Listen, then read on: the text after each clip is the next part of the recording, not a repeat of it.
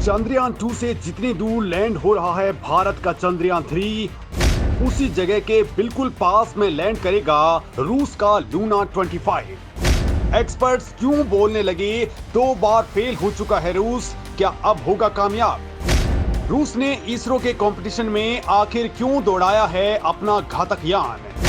बदला लेने के बजाय इसरो ने एक ही झटके में कैसे जीत लिया है दुनिया का दिल? क्या रूस के यान को सपोर्ट देगा भारत के चंद्रयान का ऑर्बिटर?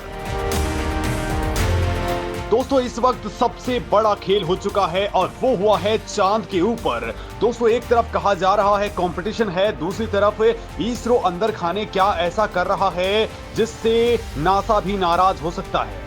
क्योंकि दोस्तों, चांद की ओर हमारा चंद्रयान 3 बहुत तेजी से बढ़ रहा है। केवल 1437 किलोमीटर की दूरी बची है। बस 2 और स्टेप पार करने के बाद लैंडिंग का आगाज हो जाएगा। लेकिन इसी बीच रूस ने चंद्रमा पर लैंडिंग क्राफ्ट रवाना कर दिया है। रूस का लूना 25 यान सबसे भारी भरकम रॉकेट सोयूज 2 फ्रिगेट रॉकेट से आज 8:10 पर लॉन्च हो चुका है। दोस्तों, रूस को उम्मीद है कि वो 47 साल बाद एक बार फिर से अपना मिशन चांद के ऊपर सफलतापूर्वक लैंड करवा पाएगा। हालांकि वो दौर अलग था और ये दौर अलग है। दोस्तों, लूना यान केवल 5 दिनों के अंदर ही चांद के ऊपर पहुंच जाएगा और फिर दोस्तों ये 5 से 7 दिन में चांद पर चक्कर लगा करके 21 से 23 अगस्त के बीच में लैंडिंग करने की कोशिश करेगा। हालांकि दोस्तों, ये डेट फिक्स नहीं है क्योंकि चांद पर जाने के बाद में रूस के वैज्ञानिक डिसाइड करेंगे कि आखिर उन्हें लैंड कब करवाना है। लेकिन दोस्तों, एक बात पता लग चुकी है कि लूना 25 मिशन चंद्रमा के दक्षिण ध्रुव के पास में उतरने वाला है और ये जगह चंद्रयान 3 की साइड से बिल्कुल पास में है। लेकिन दोस्तों, रूस आखिर ऐसा क्यों कर रहा है? उसे तो दूर लैंड करवाना चाहिए था ताकि चांद के बारे में ज्यादा एक्सप्लोर किया जा सके, ज्यादा जानकारियां जुटाई जा सके। तो वही दोस्तों, आखिर चांद पर इसरो के चंद्रयान से 28 दिन बाद रवाना हुआ लूना 25 मिशन आखिर चंद्रयान 3 से पहले कैसे लैंड कर पाएगा?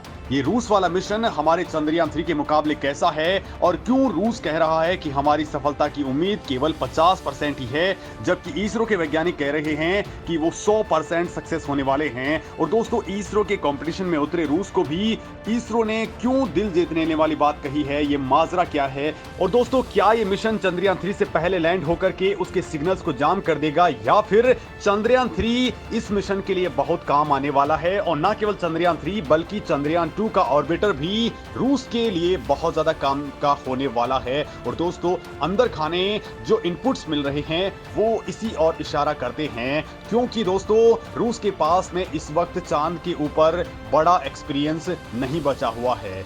50 साल और आज की डेट में बहुत अंतर पड़ चुका है और ऐसे में उसके पास में वहां की कोई इंफॉर्मेशन नई नहीं है। लिहाजा दोस्तों, यहां पर बड़ा खेल हो चुका है।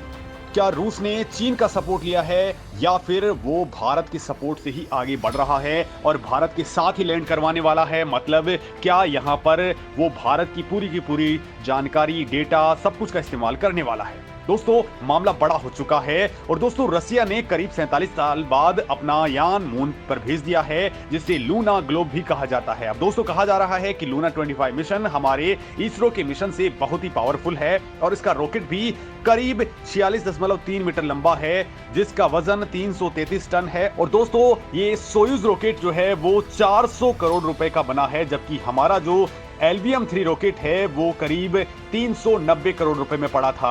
हालांकि दोस्तों, ये रॉकेट हमारे रॉकेट के मुकाबले एडवांस बताया जा रहा है। और दोस्तों, इसी 4 स्टेज वाले रॉकेट ने लूना 25 लैंडर को धरती के बाहर एक गोलाकार ऑर्बिट में भेज दिया है, जहां से ये स्पेसक्राफ्ट चांद के हाईवे पर भी निकल गया है।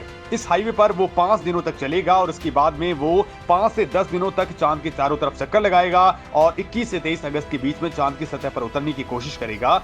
लेकिन दोस्तों, ये यान चंद्रयान 3 से बिल्कुल अलग लेवल पर काम करने वाला है। चंद्रयान 3 जहां 30 किलोमीटर ऊंचाई से लैंड करने की कोशिश करेगा, तो वहीं ये लूना लैंडर चांद की सतह पर 18 किलोमीटर की हाइट से ही उतरने की कोशिश में जुट जाएगा। ये करीब 15 किलोमीटर ऊंचाई कम करने के बाद में 3 किलोमीटर की हाइट पर पैसिव डिस्टेंस करेगा, यानी धीरे धीरे लैंडर सतह पर उतरेगा और 700 मीटर हाइट के ऊपर इसके थ्रस्टर्स बहुत तेजी से ऑन होंगे ताकि इसकी गति को धीमा किया जा सके। और दोस्तों, 20 मीटर की हाइट पर इंजन धीमी गति से चलेंगे ताकि ये लैंड कर जाए। तो वहीं दोस्तों हमारा चंद्रयान 3 केवल 10 मीटर्स की हाइट पर ही मंडराते हुए उतरेगा, वो भी बिल्कुल ऑटोनोमस मोड में, यानी ड्रोन की तरह हमारा यान नीचे उतरेगा।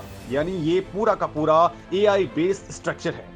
हालांकि दोस्तों यहां पर हमारा यान केवल एक लूनर डे यानी कि 14 दिनों तक ही काम करेगा, जबकि लूना 25 चंद्रमा की सतह पर साल भर काम करता रहेगा। दूसरी बात, चंद्रयान 3 की लैंडिंग साइट लूना से बहुत छोटी है। चंद्रयान 3 जहां 4 किलोमीटर बाई 2.5 किलोमीटर के दायरे में उतरेगा, तो वहीं लूना यान 30 किलोमीटर गुणा 15 किलोमीटर के लंबे चौड़े भूभाग में अपने यान की लैंडिंग साइट को डिसाइड करेगा। और दोस्तों इस जगह का भी पता चल चुका है। ये मिशन की लैंडिंग साइट को दोस्तों मिशन की लैंडिंग साइट को लेकर के भी बड़ी खबर आ चुकी है। दोस्तों चंद्रयान 3 की लैंडिंग साइट की जो लोकेशन है वो 69.63 डिग्री साउथ में है और ये 32.32 डिग्री पूर्व की ओर है। तो वहीं अगर रूस के लूना मिशन की बात करें तो ये 69.5 डिग्री साउथ और 43.5 ईस्ट में है।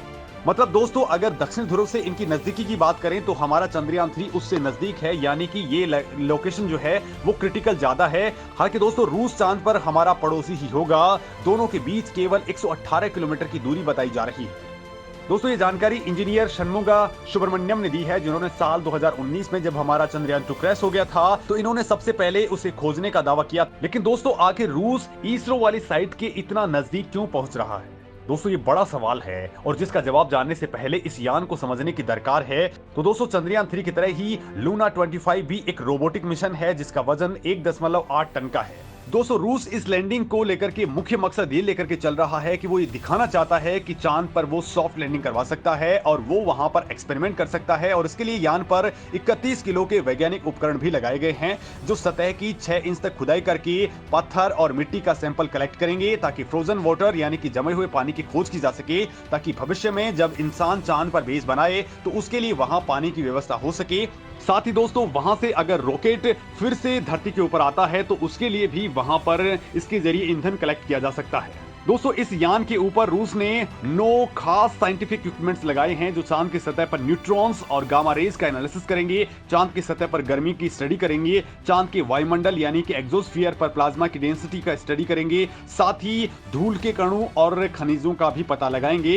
ये सारे के सारे भूवैज्ञानिक डाटा इकट्ठा करके इन डाटा को धरती के ऊपर भेज देंगे ताकि चांद पर भविष्य में इंसानी बस्ती बसाते इस वक्त इनका इस्तेमाल किया जा सके। अब दोस्तों बात ये आती है कि आखिर रूस इसरो वाली साइट के पास में ही क्यों गया है? तो बड़ी बात यह है दोस्तों कि हमारे पहले चंद्रयान 1 और उसके बाद में चंद्रयान 2 ने बहुत बड़ी खोजें की हैं और इस साइट के लेवल पे यानी प्रिसाइज लोकेशन में इसरो पहले स्टडी कर चुका है कि ये बहुत इंपॉर्टेंट साइट है, यहां पर ही सबसे तगड़ा खजाना छुपा हुआ है। इसरो ने दोस्तों बाकायदा सोडियम के बारे में बताया है, ऑर्गन 40 गैस के बारे में बताया है, साथ ही यहां पर बर्फ के अंदर जो पानी जमा हुआ है उसके बारे में भी हमने ही दुनिया को बताया है। लिहाजा यहां पर अब सबसे ज्यादा नजरें सबकी टिकी हुई हैं और इसी वजह से रूस ने जल्दबाजी करते हुए यहां पर यान भेजा है और इसरो की साइट के नजदीक ही वो पहुंच रहा है। दोस्तों आप भी देख पा रहे हैं कि इस वक्त रूस यूक्रेन वॉर में फंसा हुआ है, उसकी इकोनॉमी चरमरा रही है और सही मायनों में वो मिशन लॉन्च करने वाली स्थिति में नहीं था, लेकिन ऐसे हालात में भी वो दिखा देना चाहता है कि वो स्पेस में पीछे नहीं है।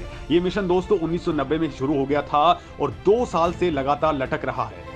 लेकिन जैसे ही भारत ने चंद्रयान 3 को उड़ान भरवाई वैसे ही रूस ने भी तेजी दिखाना शुरू कर दिया। हालांकि दोस्तों कंपटीशन से इतर एक बड़ा सवाल चांद की नजदीकी का भी होता है। लॉन्च विंडो का बड़ा महत्व होता है। अगर रूस का ये मिशन अब भी लॉन्च नहीं होता तो ये बहुत डिले हो सकता था। अब दोस्तों रूस ने बाकायदा कहा है कि भारत के साथ में या इसरो के साथ में चांद को लेकर के उनकी कोई टक्कर नहीं है, ना ही वो इनके रास्ते में आने वाला है, क्योंकि चांद पर और अंतरिक्ष में सबके लिए जगह बची हुई है। हालांकि दोस्तों कंपटीशन की खबरों के बीच इसरो ने रूस के लोगों का भी दिल जीत लिया है। इसरो ने रोसकोस्मोस को लूना 25 की लॉन्च की बधाई दी है और रूस को इस मिशन की सफल होने की कामना की है। वैसे दोस्तों रूस ने इस मिशन के लिए जापानी स्पेस एजेंसी जाक्सा को साथ लेने की कोशिश की थी और बाद में उसने इसरो से भी मदद मांगी थी, लेकिन दोस्तों यहां बात नहीं बनी क्योंकि इसरो ने चंद्रयान 2 के वक्त रूस के साथ ही काम करने की ठानी थी, लेकिन उसने 7 साल का डिले करवा दिया और फिर वो पीछे हट गया था। लिहाजा दोस्तों बाद में इसरो ने अपना काम खुद किया। खैर दोस्तों अब चांद के ऊपर सीधे तौर पर तो कोई कंपटीशन नहीं दिख रहा है, लेकिन अंदरूनी तौर पर यह बड़ा कंपटीशन स्टार्ट हो चुका है। इसरो दोस्तों यहां पर फुल कॉन्फिडेंस में है क्योंकि इसरो ने हाल ही में ग्रहों के ऊपर लगातार लॉन्च किए हैं, जबकि रूस 47 साल बाद यहां पर यान भेज रहा है। लिहाजा इस मामले में इसरो का एक्सपीरियंस बेहद ताजा है और लंबा चौड़ा एक्सपीरियंस अभी हो चुका है। इसरो के वैज्ञानिक 2019 से लगातार यहां पर रिसर्च कर रहे हैं, एक्सपेरिमेंट्स कर रहे हैं, लिहाजा हमारा यान सफल होकर के रहेगा, इसकी 100% गुंजाइश है। दोस्तों रूस ने सोवियत संघ के टूटने के बाद 2 अंतरिक्ष मिशन लॉन्च किए थे जो पूरी तरह से नाकाम रहे थे। इनमें पहला था 1996 में मार्स 96 और साल 2011 में दूसरा फोबोस ग्रैंड था जो प्रशांत महासागर में दुर्घटनाग्रस्त होकर के गिर गया था। इस मामले में दोस्तों एक्सपर्ट्स ने कहा है कि अब 12 साल बाद वो लूना 25 लॉन्च कर रहे हैं और सबसे बड़ा सवाल यह है कि क्या चंद्रमा तक पहुंचने में वो कामयाब हो पाएंगे, और अगर ऐसा होता है तो क्या वो चांद के ऊपर लैंडिंग भी कर पाएंगे, क्योंकि उनके पास बड़ा एक्सपीरियंस नहीं है, डेटा की भी उनके पास में कमी है, क्योंकि इस वक्त दोस्तों चांद पर रूस का कोई ऑर्बिटर मौजूद नहीं है। तो वहीं दोस्तों इस वक्त चांद के ऊपर भारत का तगड़ा काम हो रहा है, वहां पर हमारा ऑर्बिटर पूरी जानकारियां कलेक्ट कर रहा है। लेकिन अंदर खाने ये भी जानकारी सामने आ रही है कि भारत रूस को अंदर खाने मदद भी पहुंचा रहा है, क्योंकि दोस्तों गगनयान मिशन के लिए रूस ने इंडिया का सपोर्ट किया है, लिहाजा अब भारत भी इस मामले में उसका सपोर्ट बिल्कुल सीक्रेटली कर रहा है। हालांकि ये थोड़ा रिस्की हो सकता है क्योंकि भारत नासा के साथ में अभी कोलैबोरेशन कर चुका है, लिहाजा नासा हमारे से नाराज हो सकता है। खैर दोस्तों इस मामले में आपके दिमाग में क्या कुछ चल रहा है, कमेंट करके जरूर बताएं।